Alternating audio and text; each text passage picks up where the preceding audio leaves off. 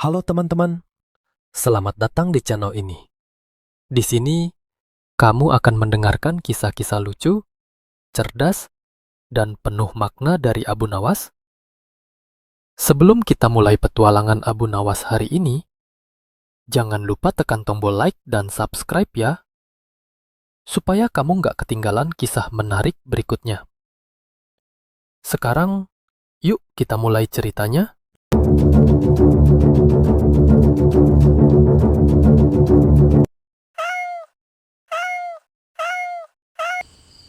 Pada suatu masa yang jauh sebelum tahlilan menjadi tradisi umat di Nusantara, langit pesisir Jawa dilumuri warna jingga keemasan.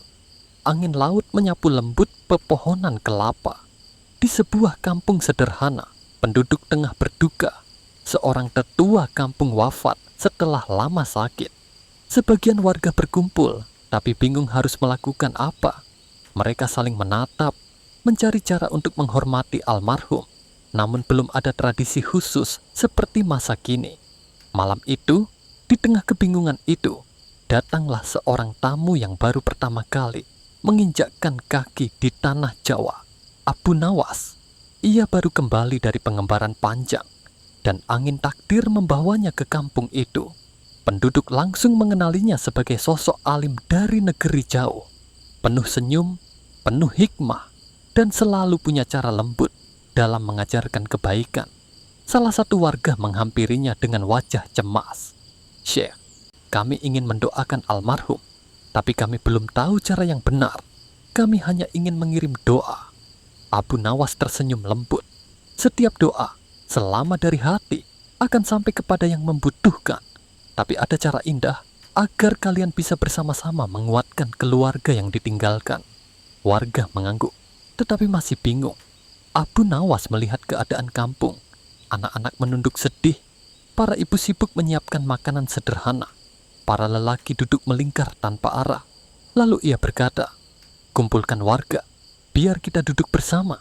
Kita sebut nama Allah, kita kirimkan doa, dan kita kuatkan hati yang sedang berduka." Warga pun mengikuti. Malam itu, untuk pertama kalinya, suara kalimat tahlil terdengar serempak dari lisan orang-orang kampung itu. Meski belum teratur dan belum menjadi tradisi seperti saat ini, namun kisahnya belum selesai. Keesokan harinya, Abu Nawas berjalan ke sebuah pesantren tua di kaki perbukitan. Di sanalah ia bertemu dengan seseorang yang kelak menjadi kunci perjalanan spiritual Nusantara. Salah satu wali Songo. Sosok itu duduk dengan wajah teduh, janggut putih tipis, dan mata yang menenangkan bagaikan embun subuh. Abu Nawas memberi salam, dan sang wali menyambutnya dengan hangat, seakan sudah mengenalnya. Setelah berbincang panjang tentang dakwah, akhlak, dan adat Jawa, sang wali bertanya, "Aku dengar engkau semalam mengajarkan warga untuk berkumpul membaca tahlil bersama." Abu Nawas tersenyum merendah. "Aku hanya ingin mereka saling menguatkan. Mereka sedang berduka, dan kalimat Allah selalu menenangkan." Sang wali mengangguk penuh haru. "Itu sangat indah. Di Jawa kami masih mencari cara agar warga mudah memahami nilai doa dan kebersamaan. Apa yang engkau lakukan itu sederhana, tapi benar-benar menyatukan." Ia berdiri, berjalan pelan ke arah jendela yang diterpa cahaya pagi. Kebiasaan itu bisa menjadi jalan baik untuk umat. Doa bersama, sedekah, duduk melingkar, saling mendoakan. Itu budaya yang sejalan dengan syariat. Abu Nawas terdiam sejenak, merasa ada sesuatu yang lebih besar dari sekadar peristiwa semalam. "Apa engkau berniat menjadikannya tradisi?" tanya Abu Nawas lembut. Sang wali tersenyum.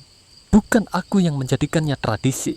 Umat sendiri yang akan menerimanya jika membawa ketenangan dan mempererat kasih sayang." Dan benar saja, waktu menjadi saksi. Kabar tentang doa bersama di kampung itu menyebar perlahan. Kampung lain meniru. Kesultanan mendengar. Para ulama setempat menyesuaikan tata caranya dengan kearifan lokal dan syariat Islam. Doa bersama itu tumbuh menjadi sesuatu yang kelak dikenal sebagai tahlilan. Bertahun-tahun berlalu. Suatu malam, Abu Nawas kembali mengunjungi kampung itu. Ia mendengar suara lantunan doa dari rumah warga. kali ini jauh lebih teratur dan merdu. Warga duduk melingkar, membaca doa untuk orang tua yang baru wafat. Seorang pemuda berkata pada Abu Nawas, "Syekh, ini tradisi yang sudah turun-temurun. Kami merasa tenang melakukannya." Abu Nawas tersenyum lirik. "Selama yang kalian lakukan adalah doa, kasih sayang, dan saling menguatkan, maka itu bukan hanya tradisi, itu cahaya." Angin malam membawa suara tahlil itu ke langit, seakan menjadi saksi bahwa sebuah kebiasaan baik tidak lahir dari paksaan, ia lahir dari kebutuhan manusia untuk saling menguatkan dalam duka. Dan seperti yang dikatakan Wali Songo, umat sendiri yang akan menerimanya jika membawa kebaikan. Begitulah cikal bakal tahlilan, dimulai bukan dari perintah, bukan dari paksaan, tapi dari kasih sayang, doa, dan kebutuhan manusia untuk saling menjaga. Pada suatu masa yang jauh sebelum Indonesia bernama Indonesia, negeri kepulauan ini sudah dihuni oleh masyarakat yang mencintai kedamaian. Orang-orangnya ramah, suka berkumpul, dan hidup dalam gotong royong. Pada masa itu pula, seorang tokoh cerdas dan penuh hikmah sedang berkelana dari negeri Baghdad. Dialah Abu Nawas yang datang ke Nusantara bersama para ulama untuk menyebarkan ilmu dan akhlak. Kedatangan Abu Nawas ke sebuah kampung di Jawa. Abu Nawas menetap sementara di sebuah kampung kecil yang dikelilingi sawah hijau. Penduduknya baik-baik, hanya saja mereka belum pernah mengenal acara doa bersama. Setelah ada orang meninggal, mereka hanya datang melayat, lalu pulang dengan cepat karena tidak tahu apa yang seharusnya dilakukan. Suatu hari, seorang tetua kampung yang disegani, Ki Jayasentika, wafat. Penduduk kampung berduka, tapi tidak ada yang tahu bagaimana cara menguatkan keluarga almarhum. Rumah duka ramai oleh orang, namun suasana tetap kosong. Abu Nawas melihat hal itu dan merasa iba. Suasana rumah duka yang hening. Di rumah almarhum, keluarga terlihat bingung. Sebagian tetangga hanya mengobrol hal duniawi.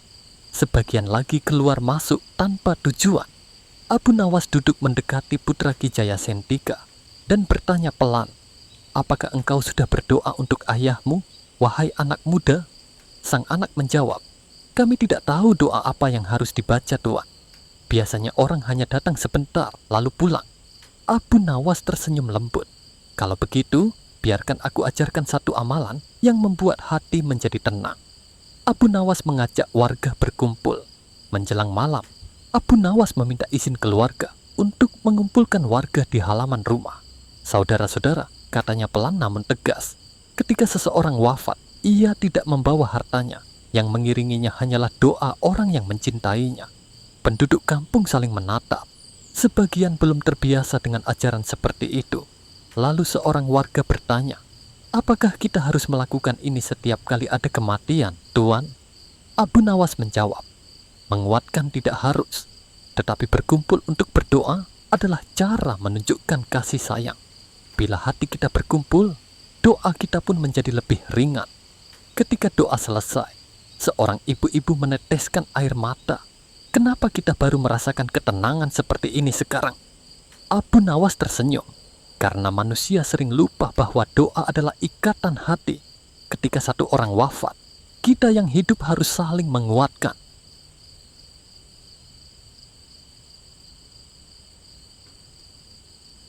Di sebuah kampung kecil yang damai, Abu Nawas baru saja pulang dari perjalanan jauh. Begitu menginjakkan kaki di halaman rumahnya, ia mendengar suara orang membaca doa dari arah musala kampung. Suaranya ramai, tapi penuh ketenangan. Abu Nawas tersenyum. "Ah, pasti ada tahlilan," gumamnya. Namun sebelum ia sempat melangkah masuk, seorang pemuda bernama Karim berlari menghampirinya. Nafasnya terengah-engah, wajahnya tegang seperti baru saja dikejar kambing tetangga. "Abu, Abu!" teriaknya. "Cepat masuk." Di dalam ramai membicarakan hukum tahlilan. Ada yang pro, ada yang kontra, ada yang bingung, dan ada yang cuma nunggu berkat. Abu Nawas tertawa kecil. "Kalau begitu, mari kita lihat. Orang ramai lebih cepat lapar kalau berdebat." Masuklah mereka ke dalam ruangan. tampak beberapa orang duduk melingkar. Sebagian membaca doa, sebagian lagi bisik-bisik membahas. Ini tahlilan hukumnya apa sih? Nah, disinilah Abu Nawas masuk dengan gaya khasnya. Ia duduk, tersenyum, dan berkata, "Wahai saudara-saudaraku, ada apa ini? Kenapa wajah kalian seperti habis mengunyah cabai, tetapi tidak ada nasi?" Sontak semua menoleh. Seorang lelaki berkumis tebal bersuara lantang berkata, "Kami sedang membahas apakah tahlilan itu boleh atau tidak, Abu. Ada yang bilang boleh, ada yang bilang tidak. Kami jadi bingung." Abu Nawas mengangkat alis. "Boleh, tidak boleh, bingung. Ah, ini topik favoritku." Semua menunggu jawabannya. Abu Nawas mulai dengan cerita. "Dulu," katanya, "ketika guruku wafat, murid-muridnya berkumpul. Mereka membaca doa bersama. Tidak ada yang mewajibkan, tidak ada yang memaksa. Kami berkumpul karena cinta dan hormat." Ia melanjutkan pelan namun tegas. "Doa yang dikirimkan untuk orang yang meninggal. Semua ulama sepakat itu bermanfaat. Kumpul-kumpul sambil membaca doa. Itu tradisi yang tujuannya baik." Karim bertanya, "Jadi hukumnya apa, Abu? Biar kami tidak pusing." Abu Nawas tersenyum nakal. "Kalau kau tanya hukum, jawabannya mudah.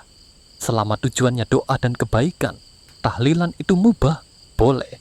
Yang tidak boleh itu, kalau kau datang hanya karena ingin berkat."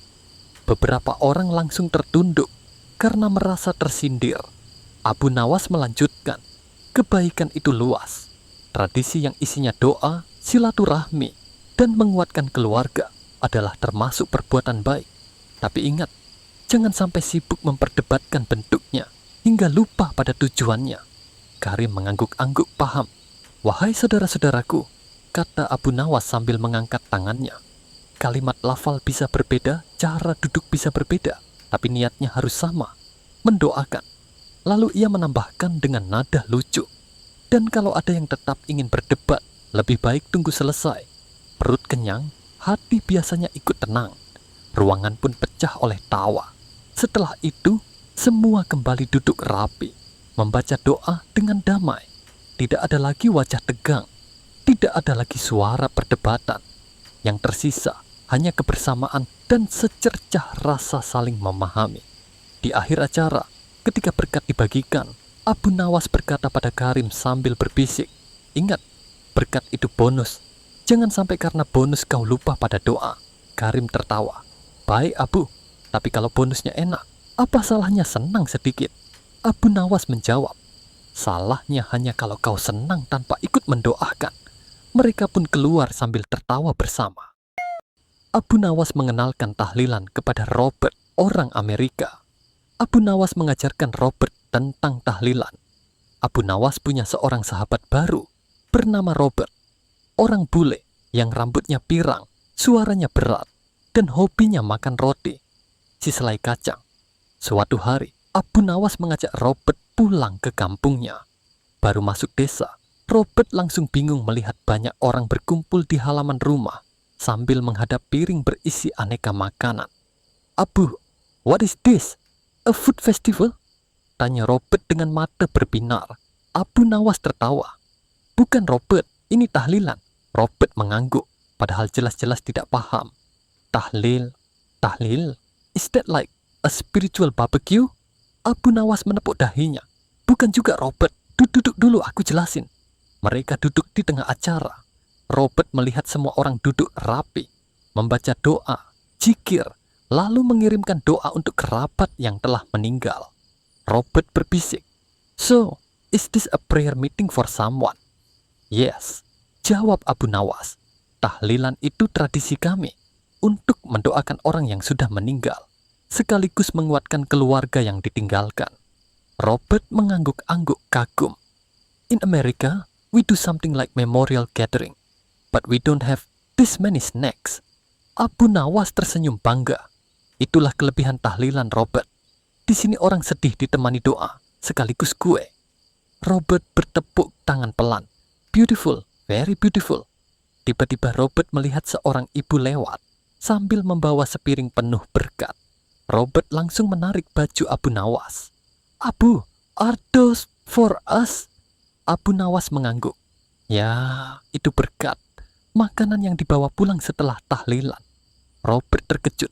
You pray and you get food? Betul. Robert memegang dadanya dramatis.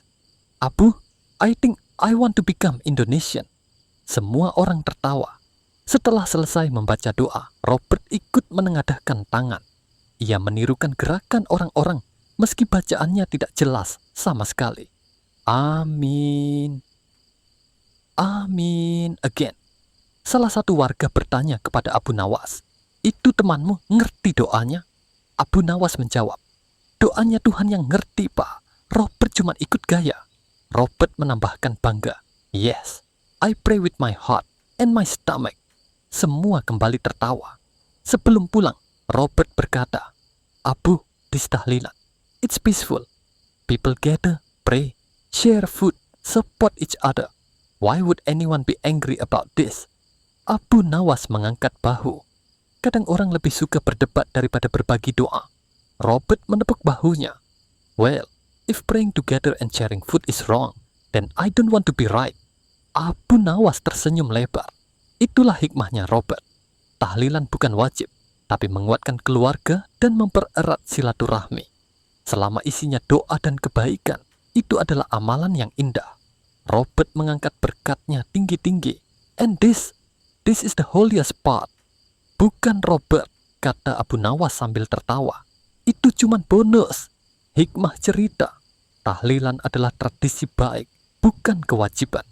Intinya adalah doa, kebersamaan, dan saling menguatkan. Bukan sekadar ritual. Agama tidak melarang tradisi yang membawa kebaikan dan tidak bertentangan dengan syariat.